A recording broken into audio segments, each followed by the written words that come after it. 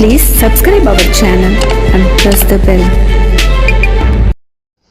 எனதன்பு நண்பர்களே வணக்கம். இதோ உங்கள் உதயஸ்ரீ புத்தம் புது கதையுடன். கதையோட ஆசிரியை உதயஸ்ரீ. கதையோட தலைப்பு நடிகனின் வாழ்க்கை. நடிகனின் பெயர் பிரதாப். பல 100 படங்களில் நடித்தான், அரசியலில் நுழைந்தான், ஆன்மீகத்தில் உயர்ந்தான். இருந்தும் அவன் மனம் ஏனோ சதா சர்வ காலமும் என் வாழ்க்கை பயணம் எங்கே முடிய போகிறது, எங்கே என் அமைதி, எதில் என் வாழ்க்கை நிலை பெறும், எதற்காக நான் ஓடுகின்றேன், புகழை தேடியா, பணத்தையா, நிம்மதியையா, எல்லாவற்றையும் நான் அடைந்து விட்டேனே, இருந்தும் ஏன் என் மனம் அமைதி காணவில்லை, ஒரு நொடிய நாட்களே எண்ணி பார்க்கவும் முடியாமல் போனது ஏன், ஏன் ஏன் என்று சதா சர்வ நேரமும் ஈட்டி போல் சாய்த்தது அவனுடைய மனம். இரட்டில் எரியும் இந்த ஒற்றை விளக்கு கூட அமைதியாய் இருக்கின்றது. அந்த அமைதி கூடவா என் வாழ்வில் இல்லாமல் போனது? எதை தேடி நான் அழைகின்றேன், எதற்காக என் மனம் இத்தனை சலனப்பட்டு கொண்டிருக்கிறது என்று அவரால் உணரவும் முடியாமல் வேதனையில் துடித்தெடுத்தது. திடீர் என்று ஏதோ சத்தம் கேட்டு திரும்பினார். ஒருவன் வேகமாக ஓடி வந்து அவர் காலில் விழுந்தான். யார் நீ?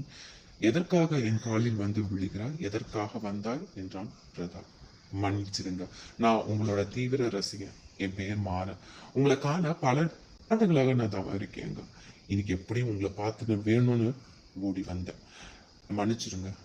எதற்காக மன்னிப்பு? இல்லைங்க, உங்க வாசல்ல காவல் காத்துட்டு இருக்க அந்த ஆள் வந்து என்னை விடவே இல்லை, அதனால அவரை நான் கொண்டுட்டேன். என்ன சொல்றேன்? ஆமாங்க, பாக்குறதுக்கு வேற வழி தெரியல. எப்படி உங்களை பார்த்துணும்னு முடிவெடுத்தேன். அததான் நீ காண்பதற்காக கொலையும் செய்யும் மனிதனா அதிர்ந்தார் ஒரு நொடியில். நீ எவ்வளவு பெரிய காரியம் பண்ணியிருக்கே தெரியுமா? இதனால உங்களோட உயிரும் சேர்ந்தல்லவா போகும். அதை கேட்ட மாறன், போகட்டுமே, என்றாவது ஒரு நாள் போக தானேங்க போகுது இந்த உயிர். அது உங்களை பார்த்த பின்னு போனா இவ்வளவு சந்தோஷமா இருக்கும். உங்களை பார்த்ததுக்கு அப்புறம் மனசு இவ்வளவு சந்தோஷமா இருக்கு தெரியுமா?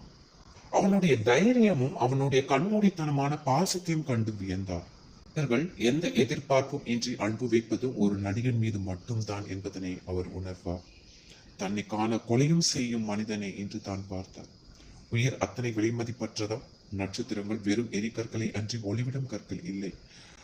நட்சத்திரங்களின் அழகில் மயங்கி கிடப்பது எத்தனை பேதமையோ அப்படியே நீங்கள் எங்கள் மேல் வைத்திருக்கும் இந்த அபிமானமும் என்றார் பிரதாப் மாறனை பார்த்து. பெரிய வாழ்க்கையை வாழ்ந்து கொண்டு இருக்கீங்க நீங்க எப்படி சொல்லலாம் மாயா? மாறு, ஆம், பெரிய வாழ்க்கை தான். பொன், பொருள், போகம், அபிமானம், குடும்பம், அரசியல், ஆன்மீகம், எத்தனை எத்தனை. ஆனால் அவை எல்லாம் உண்மையான சந்தோஷத்தை தருவது கிடையாது. சந்தோஷம் என்பது நம்மிடம் உள்ளது. நாம வாழும் வாழ்க்கையில் தான் அந்த சந்தோஷம் முழுமை பெருமை அன்றி இவற்றில் அல்ல. இதை நீ நானாக வாழ்ந்து பார்த்தால் மட்டுமே உணர முடியும். என்னங்க ஐயா சொல்றீங்க? ஏதோ தெருக்கோடியில தெருவுல கிடக்குற நானு குப்பமேட்டுல வாழ்ந்துட்டு இருக்கேன். எனக்கு உங்களை மாதிரி ஒரு வாழ்க்கை ஒரு நாள் வாழ்றது எவ்வளவு பெரிய யோகம் தெரியுங்களா? அப்படிப்பட்ட வாழ்க்கை கிடைச்சா 7 ஜென்மம்லாம் எதுக்குங்க? இந்த ஒரு நொடி போதாதா? இந்த ஒரு நாள் போதாதா? அந்த 7 ஜென்மம் வாழ்றதுக்கான அத்தனை அர்த்தமும் இந்த ஒரு நாள்ல எனக்கு கிடைச்சிருமே. அப்படி என்றார். அப்படியா?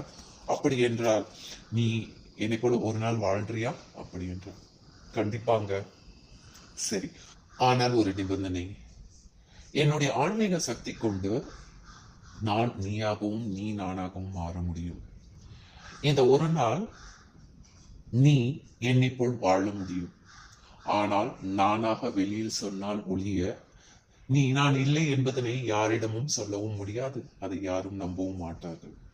நாளை காலை விடியல் 4 மணிக்குள் நீ என்னை வந்து பார்த்து விட வேண்டும். அப்படி தவறினால் நீ என்றுமே மாற முடியாது. சரியாக 4 மணிக்கெல்லாம் வந்து விடுவாயா என்றார்கள். பிரபு, இந்த ஒரு நாள் போதுமே, கண்டிப்பா வந்துருவேன் அப்படின்னா அவரும் ஆனந்தமாக ஒரு நாள் தனக்கு கிடைத்த ஆனந்த பெருநாளாக ஒத்துக்கொண்டார். தன்னுடைய ஆன்மீக சக்தி கொண்டு கூடு விட்டு கூடு பாயும் முறைகள் இருவரும் மாறினார்கள். ஓரிரு நிமிடங்கள் மாறன் உடலில் புகுந்த பிரதாப்பும் பிரதாப் உடலில் புகுந்த மாறனும் இருவேறு திசையாக விடை பெற்று திரும்பி சென்றார்கள். என் உடலில் இருந்த பிரதாப் அமைதியாய் வெளியேறினார். தான் விரும்பிய நிம்மதி தனிமை அவருக்குள் உட்கிரகித்தது போல் இருந்தது. நிம்மதியாய் தன் கால் போன போக்கில் நடந்து போனார். எல்லோரையும் பார்த்தார். யாரும் அவரை திரும்பியும் பார்க்கவில்லை. ஒரு அமைதியான இடத்தில் சென்றார். அருகில் இருந்த ஒரு உணவு விடுதியில் வயிறார உண்டு கழித்தார். சற்று தூரம் நடந்து ஒரு மரத்தடியில் நிம்மதியாய் கண்ணயர்ந்து தூங்கி போனார். இங்கே பிரதாப் உடலில் புகுந்த மாறன் கண் விழித்தான். அவனை சுற்றி ஏகப்பட்ட பேர் நின்று கொண்டு இருந்தன. அவனை பார்த்ததும் மேனேஜர், நேரமாகிவிட்டது, கூட்டத்திற்கு செல்ல வேண்டும், தயக்கத்துடன் கூறினார். இவனுக்கு ஒன்றும் புரியாமல் விழித்தான். தான் மாறன் அல்ல, பிரதாப் என்பதனை சற்று நிமிடம் உணர்ந்தான். கதை எந்த போக்கில் போய்க் கொண்டிருக்கிறது? எதை நோக்கி பயணம் போகிறது? இதனுடைய முடிவை என்ன? இவர் 4 மணிக்குள் பிரதாப்பை பார்த்து விடுவாரா? மாறன் பிரதாப்பாக மாற முடியுமா? பிரதாப் மாறனாக மாற முடியுமா? இதற்குள் இவர்களுக்குள் என்ன நடைபெறுகின்றது என்பதனை அடுத்த எபிசோடில் பார்க்கலாம். அதுவரை உங்களிடமிருந்து விடைபெறுவது உங்கள் உதயஸ்ரீ. நன்றி, வணக்கம்.